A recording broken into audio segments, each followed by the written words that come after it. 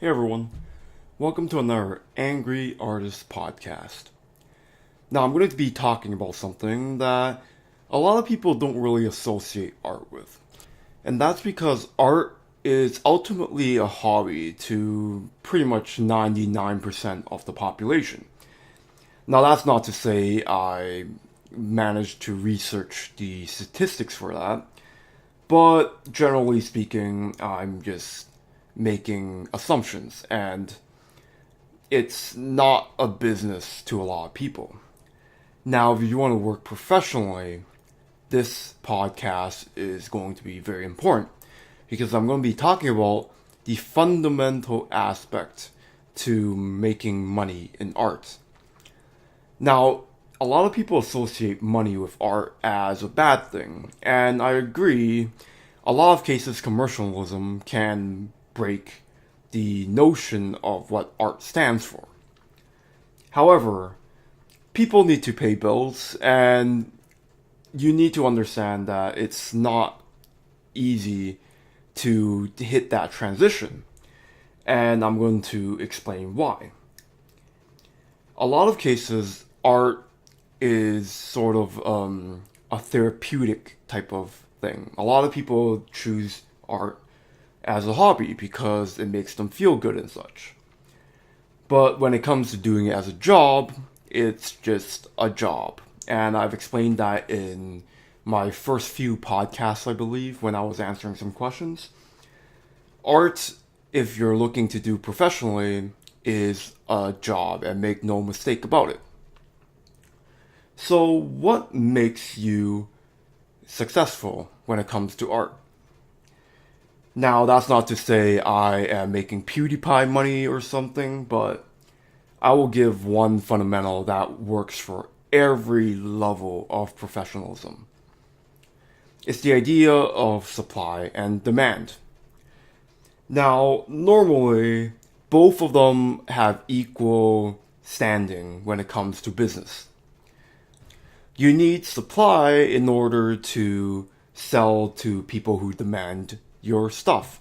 So let's say you have a toy, you need to go to the manufacturer, etc., etc. However, supply is something that is pretty abundant when it comes to artists because, of course, you're doing your own work. So you control the flow of supply, not having to have a manufacturer, unless, of course, you're trying to sell physical items such as toys or something that's hard to produce. So it makes it simple. The most important thing, in my opinion, when it comes to business and art is to have demand. But of course, it's easier said than done. Demand is a very touchy subject when it comes to art because there's so many ways of doing it.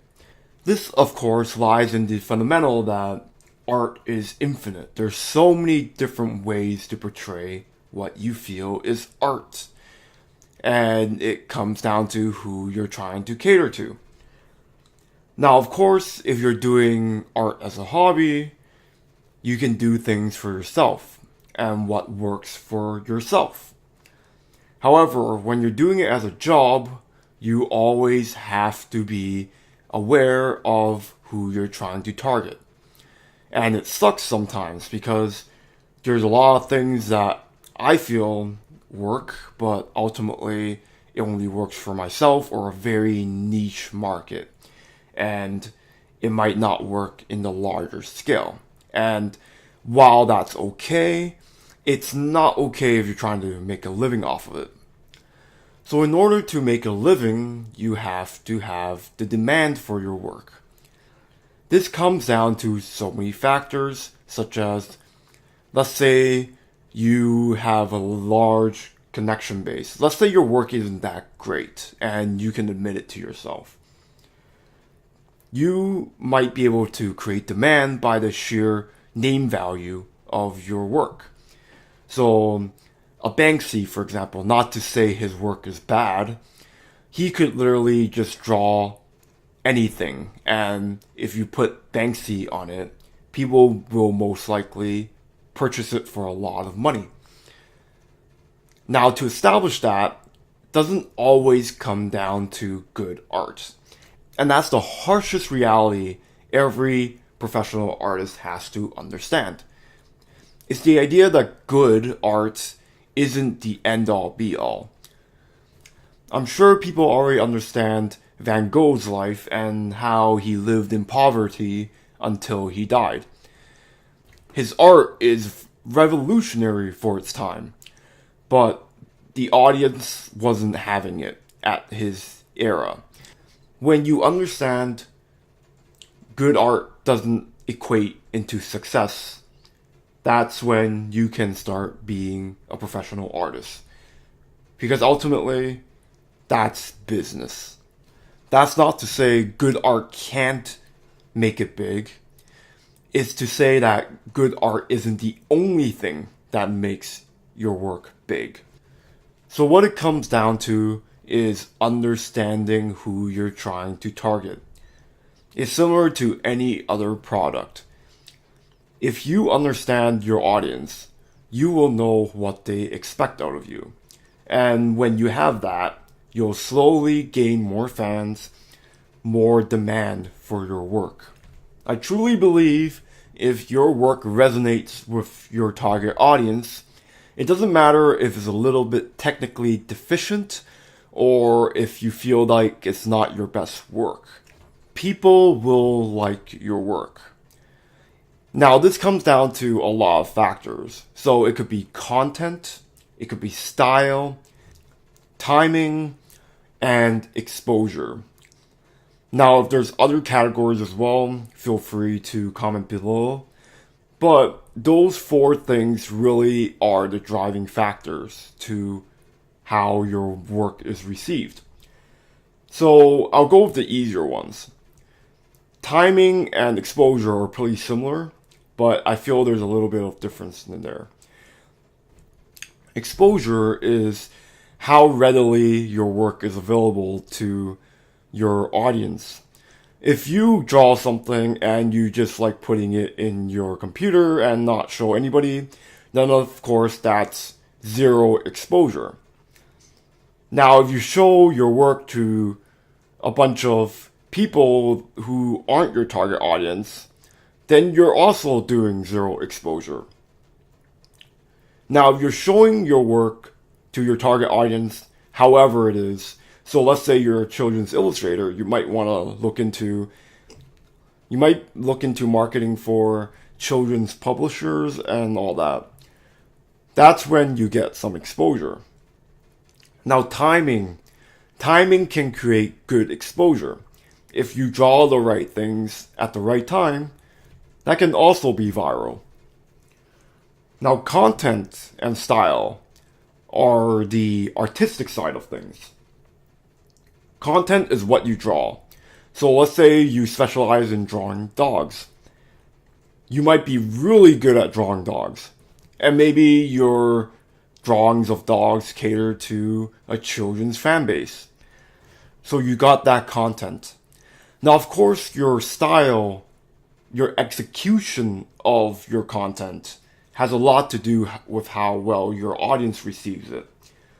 So again, assuming you have the exposure down and you're timing your exposure perfectly, your style will ultimately show through. So if you're drawing dogs for children, chances are you don't want to have blood and like using crazy dark colors everywhere and it's very aggressive dogs. You're probably going to do something more cute for kids. The balance between content and style is always going to determine how your art looks. It's literally the only two aspects that you can simplify your art as. And to give another example, look into how many people draw women. Without going into 18 plus territory, look at how different a pinup artist would draw women compared to a children's illustrator. Same content, but completely different styles for different exposure. So hopefully that makes sense. It's really the quick rundown on your art, and it sounds like it's not artistic friendly. And of course, I understand that. But in this podcast, I really want to help people get into the industry easier. And when you are doing art for yourself, you might not be thinking about these things. However, when you're trying to get into the professional world, you have to always think about these things. Just like with a lot of TV shows and other media, sometimes it might not work. A lot of directors are going to try a ton of films which flop before they find that one blockbuster. And sometimes it might be worse than the films they made in the first place.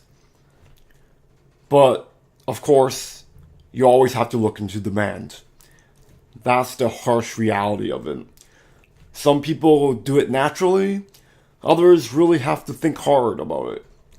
Always work on your art, and make sure that however you want to approach the business side of art, make sure you execute it in the best of your ability.